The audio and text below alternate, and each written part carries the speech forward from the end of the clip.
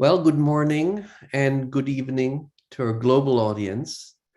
My name is Michael Brenner, and I'm the director of the Center for Israel Studies at American University in Washington, D.C. And it's my pleasure to welcome you all on behalf of the Center for Israel Studies and American University School of International Service.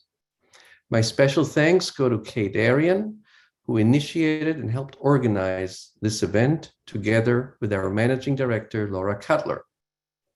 Exactly 30 years ago, in October of 1991, the first major peace conference between Israel and its Arab neighbors, including a joint Palestinian-Jordanian delegation, opened in the Spanish capital of Madrid, in the presence of US President Bush and Soviet President Gorbachev, and many other international leaders.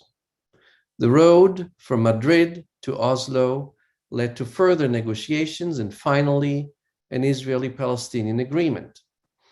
These activities in the early 1990s, a decade of hope as I call it in the class I'm presently teaching, were made possible by the dramatic global developments preceding them, especially the fall of communism and the breakdown of the Soviet Union and the first Gulf War earlier that same year.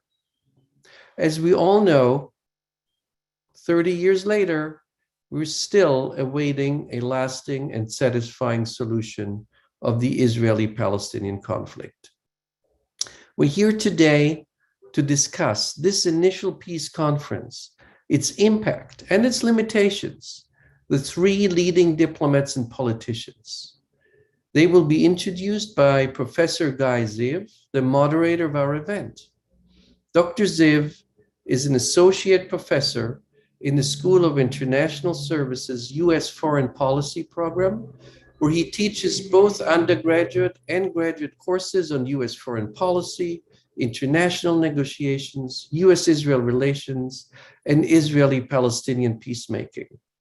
His articles appeared in peer-reviewed scholarly journals as well as in many American and Israeli newspapers, and he's a frequent commentator in major media outlets. Dr. Ziv has a background in policy, having worked at the U.S. Department of State on Capitol Hill and for leading nonprofit organizations that promote American involvement in Israeli-Palestinian peacemaking. And a few housekeeping remarks. Our event panel will last approximately 1 hour, and the last part of it will be dedicated to your questions. Please submit them through the Q&A function on your screen. We ask that no one record this event. We will record the event, and the recording will be available on both the SIS YouTube channel and the CIS website after the fact. This event is also live captioned. And now it is my pleasure to turn to Professor Ziv, who will introduce our panel.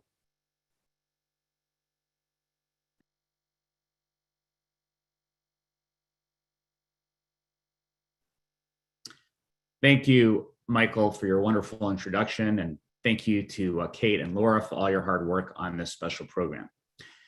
It's my pleasure to introduce our distinguished panelists.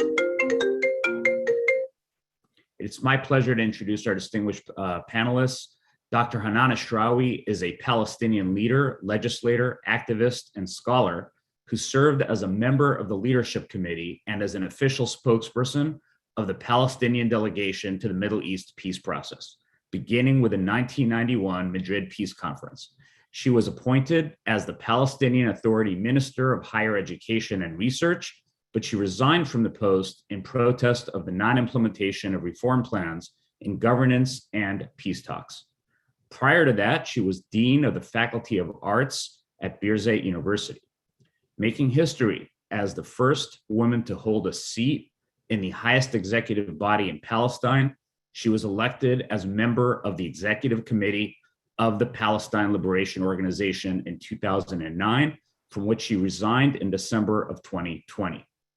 As a civil society activist, she founded Miftah, the Palestinian Initiative for the Promotion of Global Dialogue and Democracy, and continues to serve as head of the board of directors.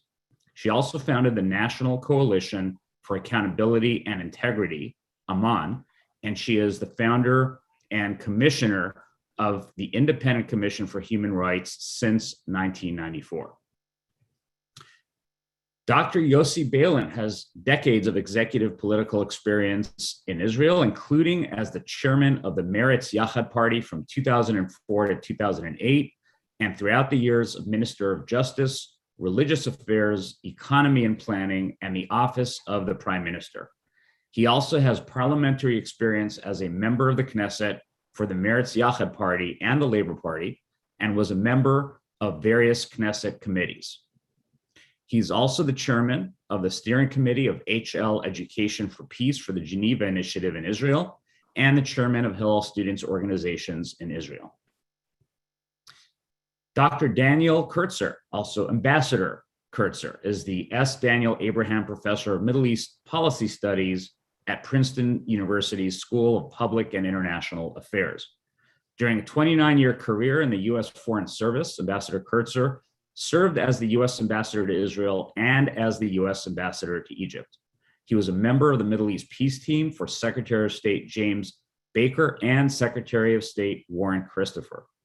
He played an instrumental role in formulating and executing American policy, in particular, helping to bring about the Madrid Peace Conference. Following that breakthrough, Kurtzer was named as the coordinator of the multilateral peace talks, served as the U.S. representative to the bilateral talks between Israel and the Palestinians and between Israel and Syria, and he chaired the U.S. delegation to the multilateral refugee negotiations. He's the author of numerous books, including The Peace Puzzle, which is a book I assign to my students. And my first question goes to you, Ambassador Kurtzer, and I've been told I can use first names.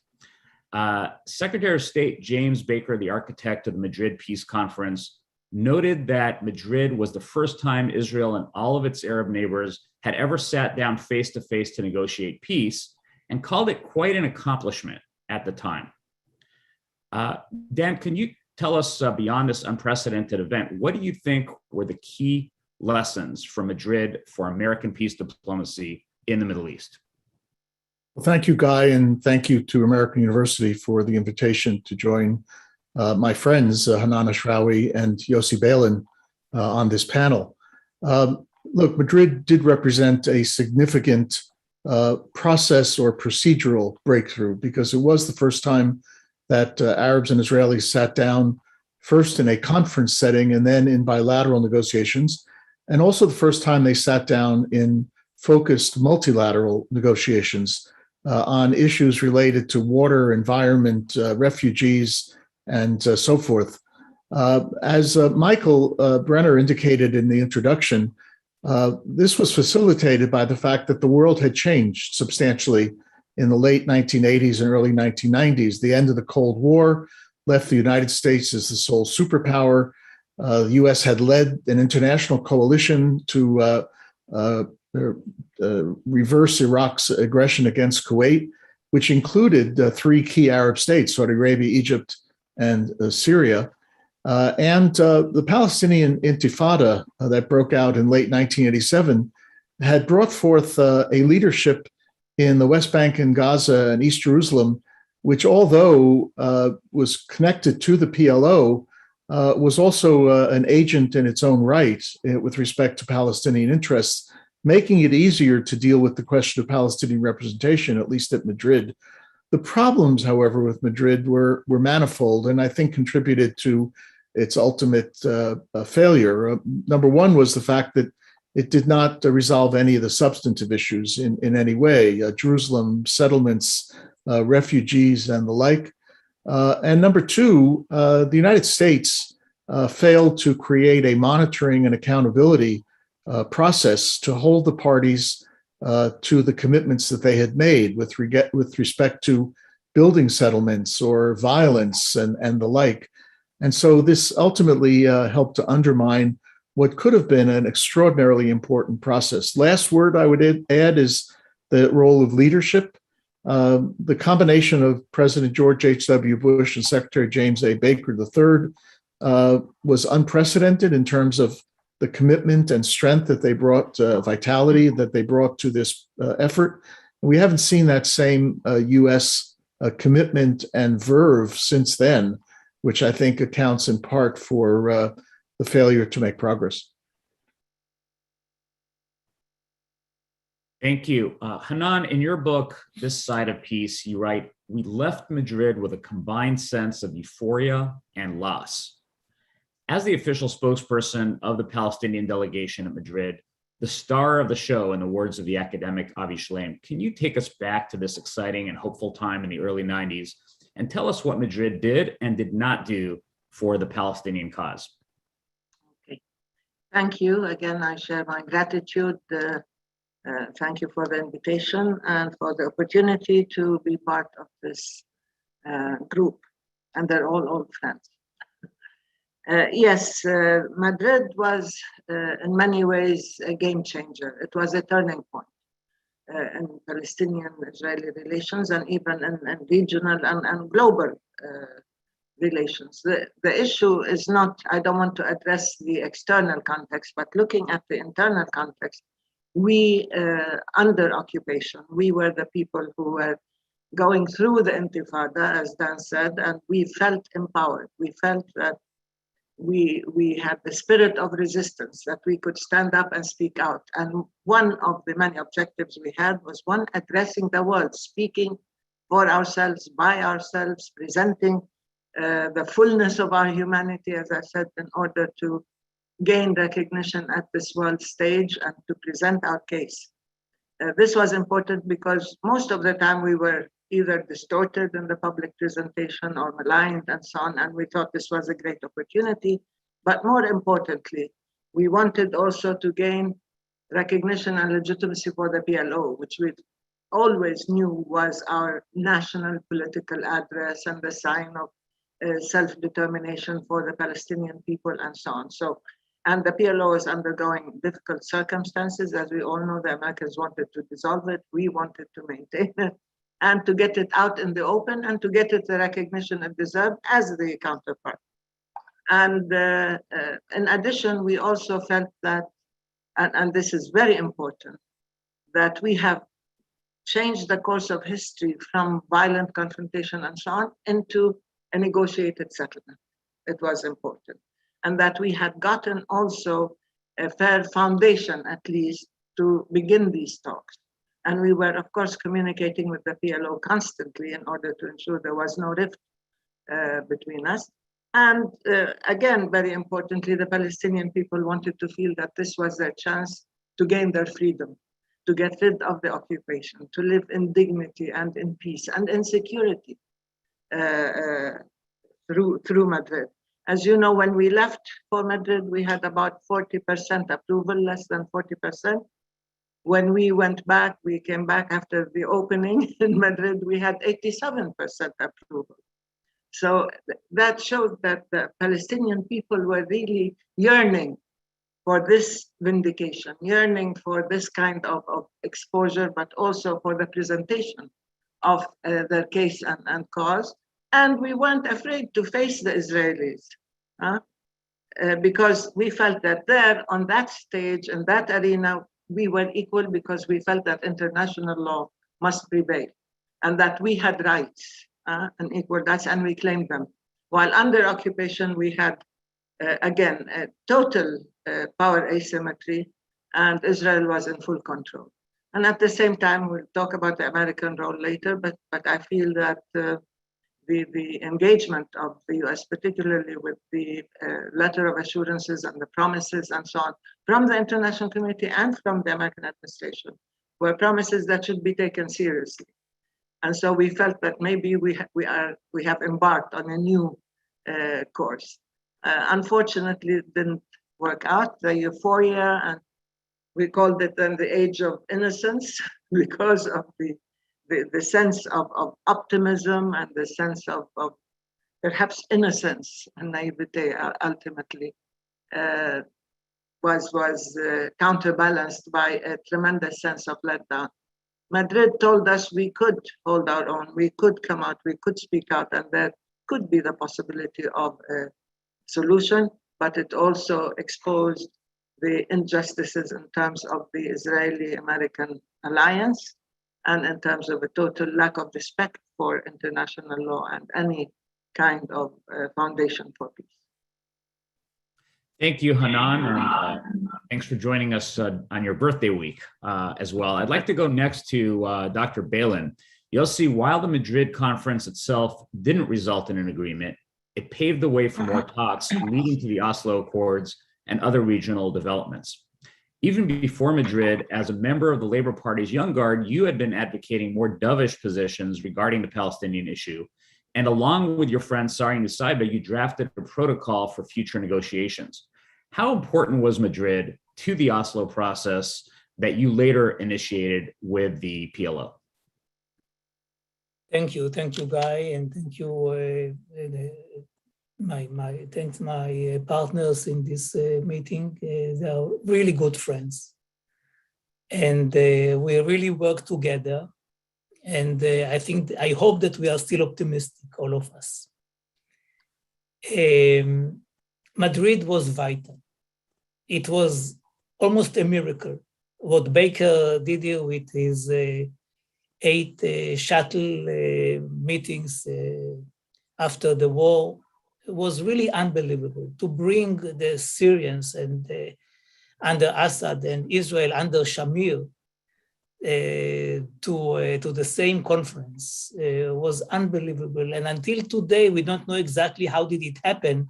The idea is that maybe Shamir came only because he was sure that Assad will not come, or something like that. And then Baker actually squared the circle by the inventions of having Palestinians who have another address, not from East Jerusalem, and other things which seem really idiotic, if I may say so. But it was so artificial, and we deceived ourselves because, as Hanan said, they used to go from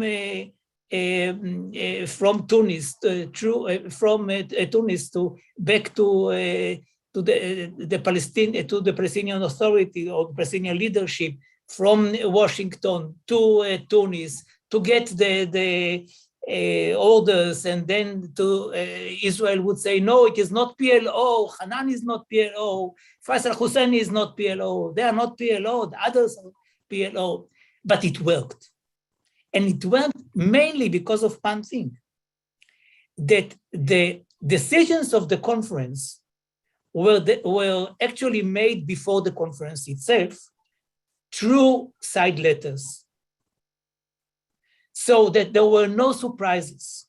The members could actually shout and scream and whatever, and some of them really did against each other, but they were sure that they will not be surprised at the end of the day. And this was something that I think is very, very important. And I think that Madrid was a big success, and maybe the most important milestone in the story of the efforts to solve the conflict in the last generation.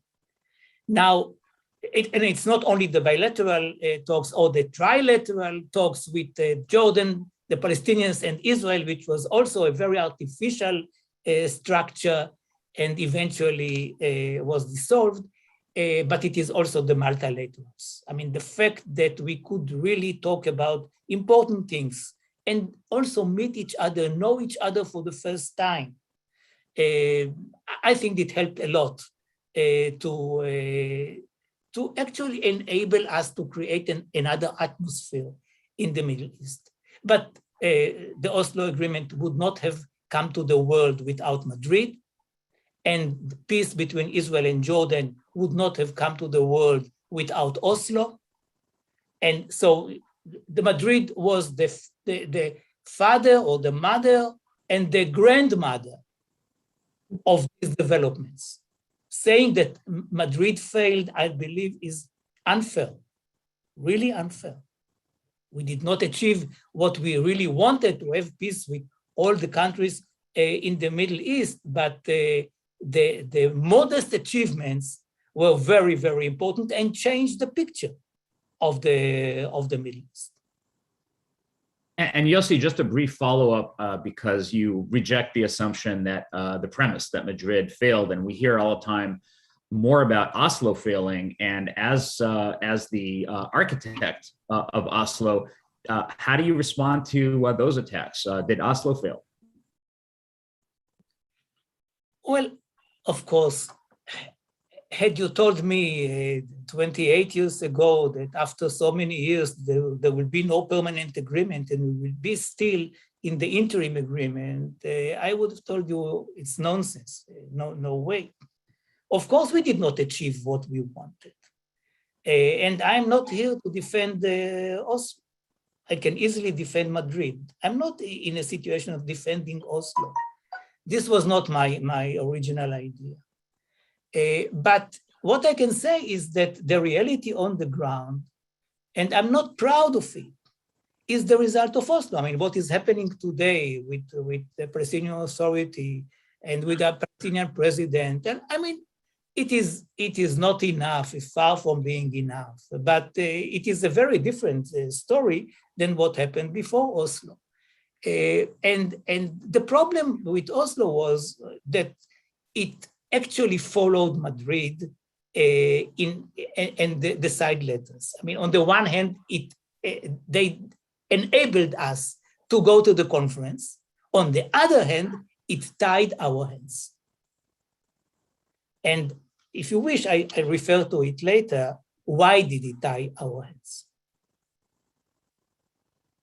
Maybe we can revisit that a little bit later on. I want to ask, I want to go back to you, Hanan. 10 years ago, on the 20th anniversary of the Madrid Peace Conference, you said that the time has come for the multilateral contest to be resumed. A decade later, do you still feel that way? Do you still feel that a new international peace conference of some sort would be beneficial to the Palestinian cause?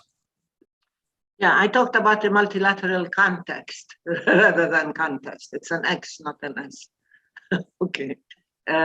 Look, the official position of the Palestinian leadership is that they desperately want an international conference, and they wanted new negotiations with the quartet, led by the quartet, and so on. I think the time has passed, frankly speaking, for a variety of reasons. First of all, we know why the bilateral talks failed, because we talked about the asymmetry of power and because of the total bias and complicity of the US with Israel. And of course, we saw how Israel prolonged, as Shamir said, we can prolong the talks for 10 years until we fill the West Bank with settlements, and then there will be no need for negotiations. They will be irrelevant. And we were aware of the fact that there was prolongation and stalling, to quote the American letter. And there were many, many serious things missing in the post-Madrid era. The question actually is that you need clear terms of reference. You need a solid foundation in international law. So long as Israel enjoyed impunity and preferential treatment and with a sense of entitlement and so on, and exceptionalism, that encouraged and enabled Israel to continue with its violations, with its settlement activities, with its siege of Gaza, with its constant assault on the Palestinians in every possible way. I said they were superimposing Greater Israel on all of historical Palestine, and the world was watching. And there was a process with no relationship to reality. Dennis Ross, was saying that everything is fine. So long as the two parties are talking to each other, everything is fine.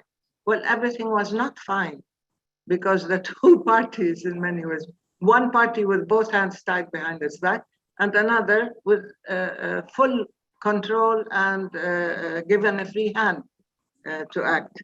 And so the more time went on, we ended up with an endless process, and a process for its own sake. And it was exploited by Israel, of course, to destroy the very foundations and requirements of peace. That's why we said anything that is bilateral isn't going to work. Remember then when I talked to James Baker, and I said, I don't know if you were in that meeting, I said, you are asking us to do something illegal, because you're asking Palestinians under occupation to negotiate and sign agreements with their occupiers.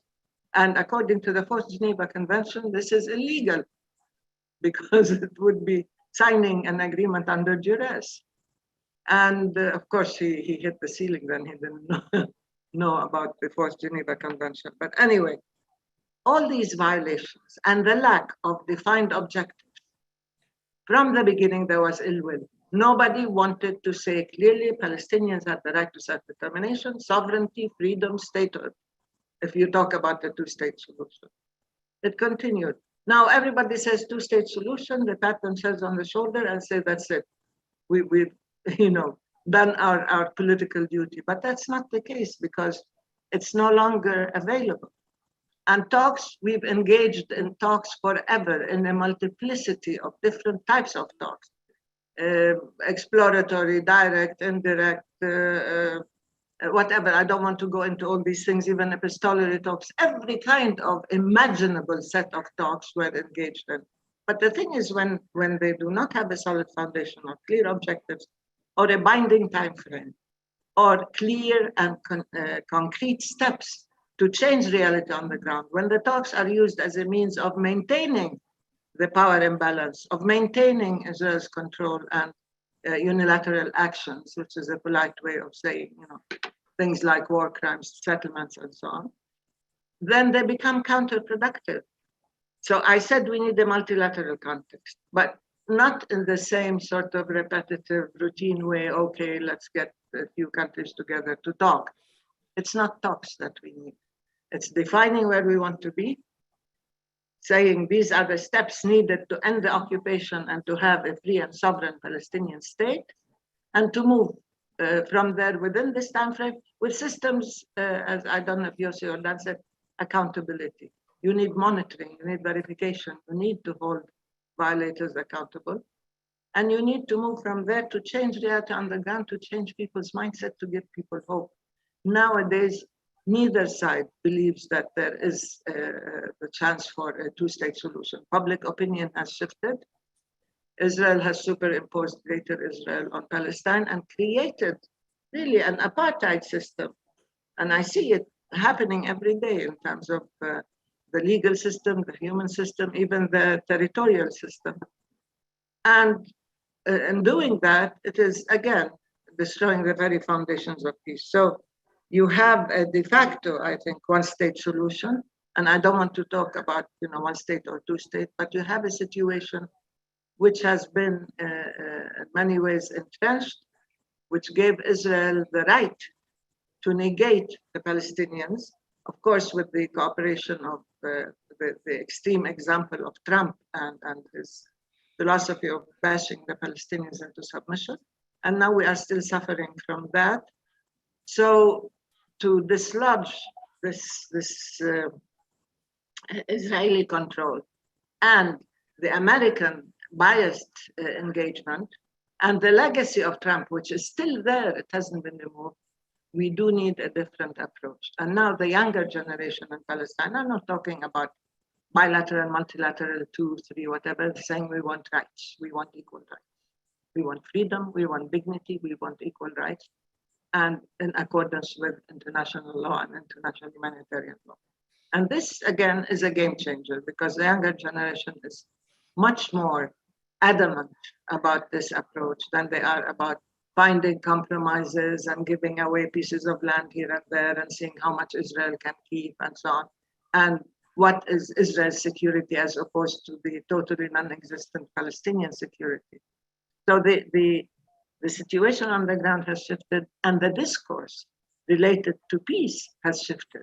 Very few people believe that with the current Israeli government, with the American record, that there is, and of course with the weak Palestinian leadership, that there is a chance of any kind of legitimate or just peace. So thank you. I want to get your take, Dan, on Hanan's. Hanan is saying that the two-state solution is no longer available. And I'd like to hear from both you and I'd like to also get your reaction, Yossi, to Hanan's statements. And 7.5 years after the Kerry brokered peace talks collapsed, we haven't seen any real peace process. And so I'd like to get your take on whether or not the two-state solution is dead, whether or not there is a way to preserve the two-state solution, And if so, what needs to be done to preserve it for the future? Look, diplomacy and negotiations are dynamic processes, and they may start with an individual event like a peace conference, but it almost has to become a cottage industry of activities in order to proceed and succeed. You look around even today when everybody seems to have lost hope, and you can define 4 or 5 activities which would get us back on the right track. One would be defining terms of reference for moving ahead in a political process. And those terms of reference are not magical. We kind of know what they are. President Clinton put out parameters 20 years ago. There's the Bail and Abu Mazen document. There's the Ayalon Nusayba document, Olmert Abbas negotiations, the Kerry negotiations with the Obama document. We have a fairly good idea of how we can narrow the differences in the formal positions in order to represent a serious basis for talks. But at the same time, you have to have a kind of inside-out approach, and that involves decision-making and leadership, both within Israel, a government that's ready to engage, and within Palestine, a government that's ready to not just engage, but to rebuild moribund institutions. You need a bottom-up approach. Palestinians, not just in Gaza, where they're suffering a humanitarian distress, but even in the West Bank, deserve more economic freedom. So there's a lot to be done in this cottage industry, but it comes down to leadership. Do we have leaders who are ready to look beyond the kind of problems of today and say, maybe we can actually move forward? And in that respect, the two-state solution is never going to die until the two sides come up with an alternative. And so far, there is no serious alternative. One state's not going to be acceptable in Israel. 3 states are not acceptable, separating the West Bank and Gaza. Confederation with Jordan would require Jordan's buy-in. In other words, as you go down the possible options as alternatives to the two-state solution, they all fall by the wayside. And almost like a doctor diagnosing a patient, you reject alternatives, and then you're left with a two-state outcome in which both Israel and Palestine can find a way to live as neighbors with 2 sovereign states. But it really does require leadership. And as I say, this diplomatic industry of commitment to reinvigorate what is right now a moribund process. Thank you, Dan. And Yossi, I'd like to get your take on that question as well. Well, there is much to say about what Hanan said before, but I hate to get back to the bickering scenes which were so often happening before Oslo, and especially not with Hanan. I mean, she is one of the most important peace figures in my region. And I know that her intentions are right and good. And she was very helpful also in the Oslo Agreement, because she was the one who suggested to us to have Abu Ala, Ahmed Karia, as a partner in our secret talks. And by the way, Dan was the first American who knew anything about Oslo, because we told him about it before we began the process, when he was there in London on December the 4th, 1992, with Ed Jerichian. But speaking about the two-state solution, there is no one-state solution option. There can be an idea, but it will not happen. A Palestinian Jordanian Confederation was an idea which I believe ended in 88, on July 31st, when the king gave up, King Hussein gave up on the West Bank. I believe today that we should have an Israeli-Palestinian confederation. I think that it may solve a lot of problems rather than having a border which by definition is very artificial in such a small area. To have a border, of course, to have sovereignties, to have independence for both states, but to have an umbrella which will help us solve few problems, including the issue of the settlements. I mean, the idea of the settlers has been all the years that by building settlements, they will block a Palestinian state. This was the idea.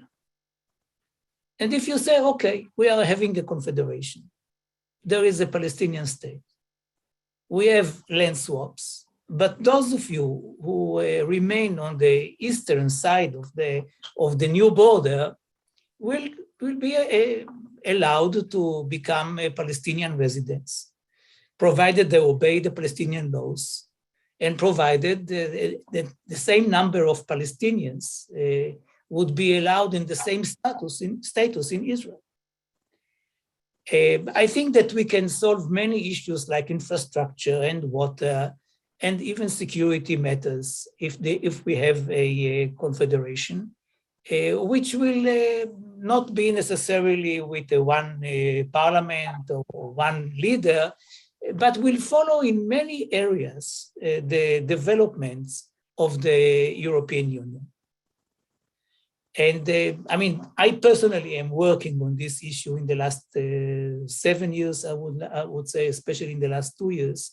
And I hope that it would be possible to present this idea in a very detailed matter, legally, economically, and others, very soon. So I'm optimistic about such an option.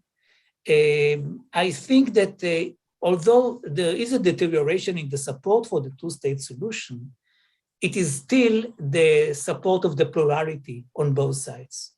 We may have lost the majority, but no other solution has more support on both sides than the two-state solution, which actually was suggested for the first time in 1937 by the Peel Commission. And since then, we did not have a better solution. So I really hope that it would be possible to achieve something like that. And I'm not sure that we should count on the world. I understand what Hanan is saying. There is imbalance. We are not equal. Regretfully, we are not equal sides. And the idea was that the world, if it is the United States or international conference or others, will help the Palestinians to be much more equal to Israel than the natural situation or the current situation. It is not going to happen, or at least it has not happened so far. And I think that those who really want a solution are us, the Palestinians and Israelis, not all the Palestinians and not all the Israelis. But if you look at public opinion polls, eventually they want to live and they are ready to live side by side. And I think that since we are so much interested in changing our lives, because nobody is happy in the current situation, then waiting for the world to change the situation is something that we cannot afford.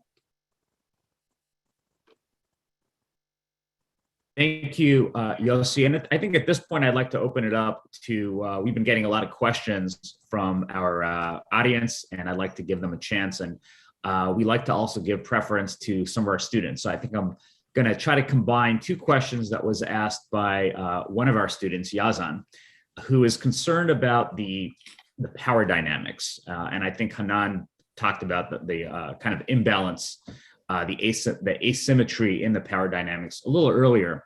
And I think I'll address this question to you, Dan, because he wants to know, how is it possible to address the power dynamics that currently exists, and whether or not peace is going to be accomplished through outside mediation as opposed to the result of local pressures from human rights organizations, cooperation between Israelis and Palestinians themselves, and kind of other more local and regional dynamics? We thought about this issue a great deal in the 1990s as this process was being launched, and understood that one of the reasons for a third party, in this case the United States, was to develop ideas on how to redress some of the asymmetries. One of the concepts that we seized upon was the idea that we would bend towards Israel on issues relating to security, and we would bend towards Palestinians on issues related to governance and territory. In other words, the Palestinians deserved a viable, contiguous state over the territories that were occupied in 1967. Ultimately, there was an agreement on swaps, but the idea was that it would result in a state on essentially those territories, and that there would be a sovereign state with exceedingly few restrictions that might be necessary in order to deal with the security issues. One of the things that was ultimately discussed was the non-militarization of the Palestinian state, and most of the Palestinian leadership agreed with that. They didn't want to spend a lot of money on a big army, but of course they would need a security force. So there, at least conceptually, if a third party is going to play its role, it's got to think about how it does address the power imbalance, and that this was one of the ideas that we thought about.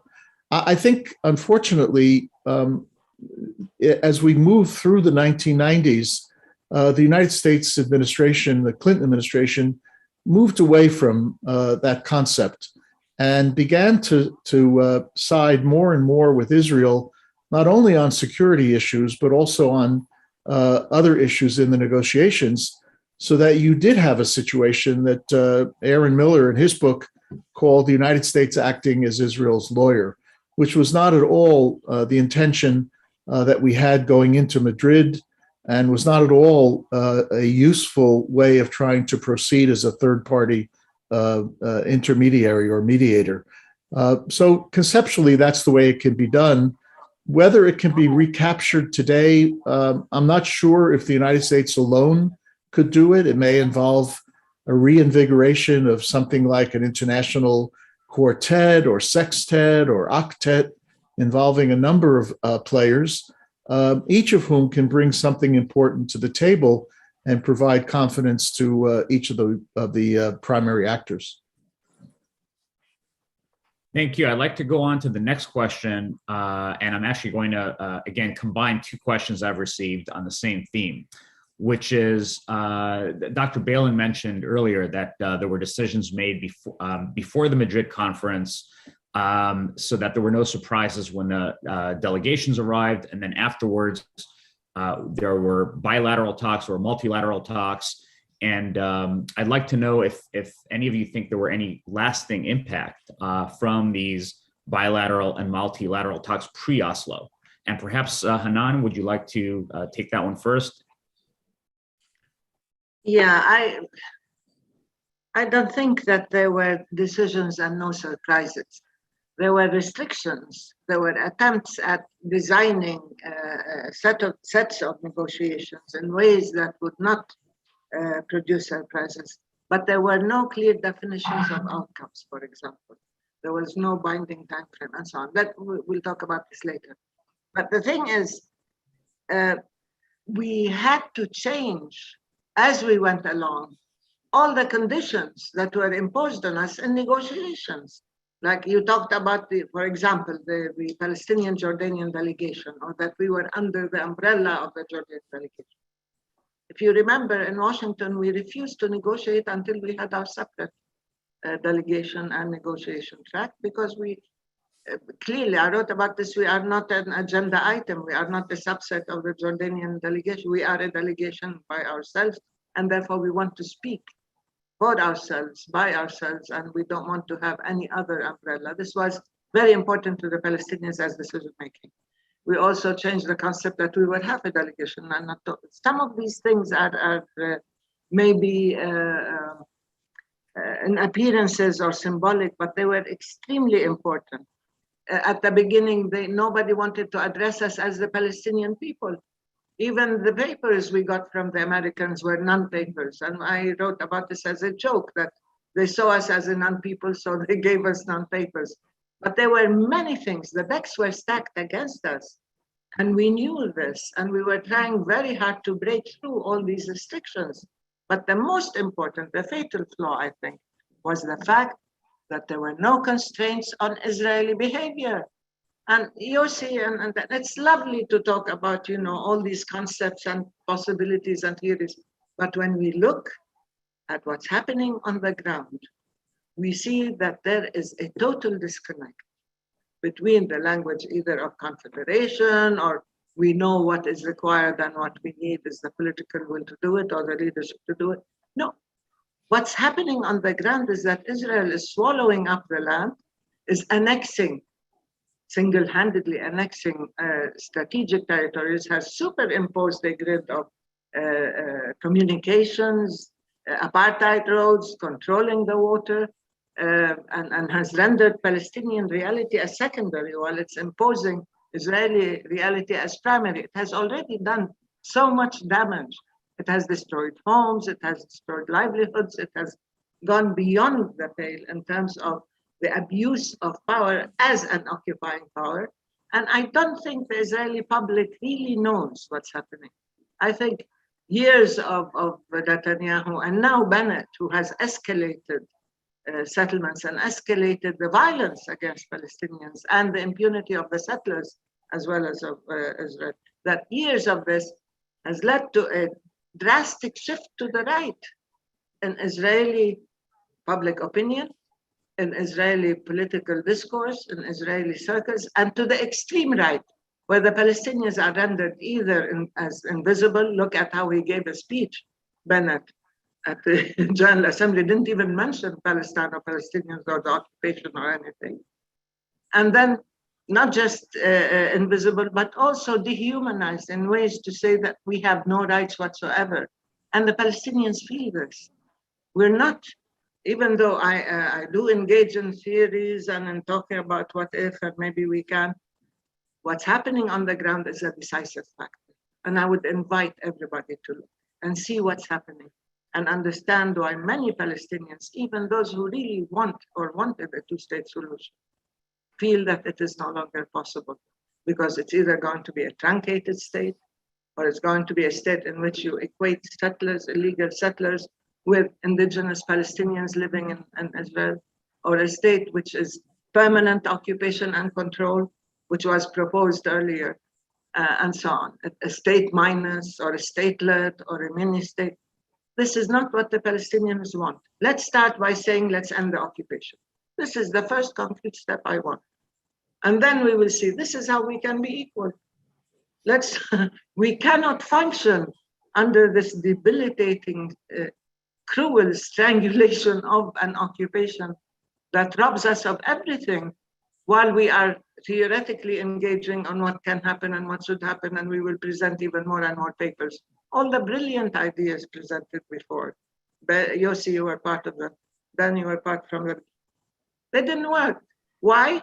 Again, I said, American bias, Israel's ill will. There was no intention to withdraw or to accept Palestinian sovereignty and self-determination from the beginning. And they continued. We ended up with permanent occupation that became a process of annexation that became an apartheid state, and it's ongoing. As we speak, it's ongoing. So please provide concrete solutions.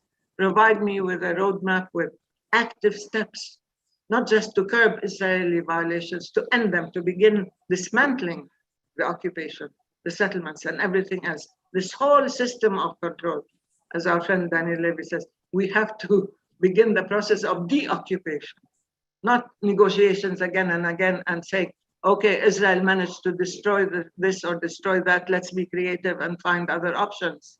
How do we stop Israel from destroying every option possible? And that is what is needed.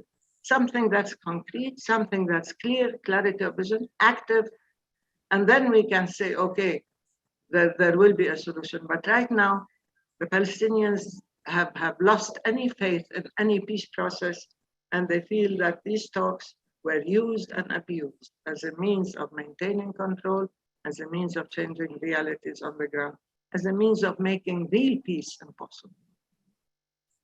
Thank you. You can respond to Hanan's comments and the question itself, and maybe also add, what do you currently see as the key obstacles to a deal? Well, first of all, again, I really hate bickering, but I must remind Hanan, the end of 2000. On the one hand, a crazy Palestinian intifada, which really did not have any rational reason, maybe unlike the first intifada. The second intifada, with the most moderate government in Israel, which was ready for a Palestinian state, for the end of occupation, and so many things, including dividing Jerusalem. This was very difficult for us as leaders to explain to the Israeli public. Why does it happen? And then there was the Clinton parameters of the end of December 2000. The fact that on the one hand, Israel accepted it, and it was not easy for Israel under Barak.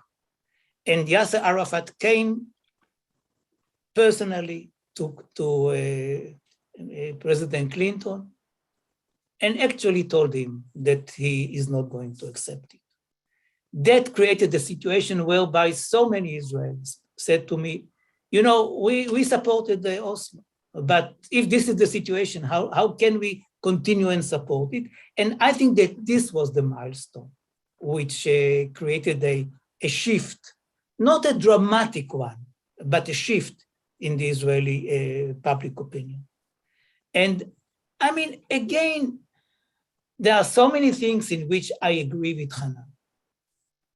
I mean, there is a tough competition between the two of us who wants to end the occupation first or more. This is not the main issue here. The main issue is that we are complaining, we are blaming each other, like apartheid, not apartheid. I mean, we should have a border, finish the occupation, let the Palestinians live in their own state, be their good neighbors. You know, one of the most important Palestinian leaders who is still with us told me once, you have the other Arab countries have the Gulf. We have you. And you are a real resource for us if we live in peace with each other.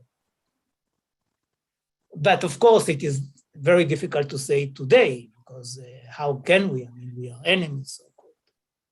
So yes, I do believe that we cannot just complain, not about the world, not about the injustice, not about each other, even if we are right. It's not enough. And the occupation will not happen out of itself, by itself. It will happen in the context of something, of negotiations, of understandings, of agreements. And we saw what happened with kind of the occupation. It is not a total deoccupation in Gaza. I don't want to have another deoccupation in the West Bank, although at the end of the day, I will support it if there is no agreement between the two parts. I want to get rid of this kind of occupation, even if it is an indirect occupation like in Gaza, but that we are not there anymore. So the question comes back to us. Are we courageous enough to surmount the obstacles, to say, okay, you are right, I'm right, maybe, but let us change the situation on the ground. And changing the situation on the ground is not necessarily to unilaterally dismantle some settlements, although I'm against all of them. It will not happen. It will not happen. what we have to do, and maybe it is boring, and maybe it is a little bit kind of a repetition, is to get back to the negotiating table and to agree, as Dan said before, we know the solution. We know the solution, with or without a confederation. There will be two states, and there will be a border more or less on the 67 line with mutual swaps. And there will be a symbolic, at least, solution for the refugees with financial help and other things. And there will be security arrangements, which will not be poking in the eyes of the Palestinians. We can get there, and we know it. It is not Kashmir, for example, that people are asking themselves, what kind of a solution do we have for Kashmir? We know the solution. Ask people who are not knowledgeable about the conflict, what is the solution for the Israeli-Palestinian conflict? And they will tell you. So the only thing is to get back to the negotiating table about the implementation of this solution. And not to repeat the mistakes of the past, like saying no to something like Clinton parameters. Thank you, Yossi. We're almost out of time. We have 1 minute left, and I'm wondering, Dan, if you can give us a very, very concise response to what Hanan and Yossi said. But also, I wanted to incorporate a student's question, which I think is a good segue here. He asked, based on your experience, what is the most effective way to move past the hostile dialogue, both on the ground in Israel and in the Palestinian territories, as well as in the negotiating room? I was fortunate to work with Secretary Baker, and I saw the most effective way to get beyond the mutual recriminations. It's to talk seriously and honestly and in a tough manner with both sides. Baker was tough with the Palestinians when he spoke to them. He was tough with Prime Minister Shamir. He was tough with Assad. But they saw in him the real definition of honest broker. So I go back to this question of leadership and commitment. Frankly, I don't see it now anywhere. I certainly don't see it in Jerusalem or Ramallah. I don't see it in Washington, and I don't see it in Europe, Moscow, or Beijing. Everybody's moved beyond this and focused on other issues, whether domestic or foreign. But that doesn't mean that it is not possible. I'm not sure simply getting back to a negotiations is the answer. We need a negotiations that has strong terms of reference. And that requires very hard work to get the parties to a point where when they walk into the negotiations room, they're not going to be surprised. They're going to know exactly where they have to start. And they're going to know what the mediator is going to require of them if they're going to reach an agreement. And that's why I think this is possible, but we need leadership. Thank you so much, Dan, and I want to thank our three panelists who happen to be very good friends, yet as you can see, there are still some disagreements over the legacy of this very important conference that we've talked about today. So I really want to thank our three panelists for a wonderful discussion, very enlightening, and I want to also thank all of you for joining us and encourage you to join our next event in honor of the 120th anniversary of the Nobel Peace Prize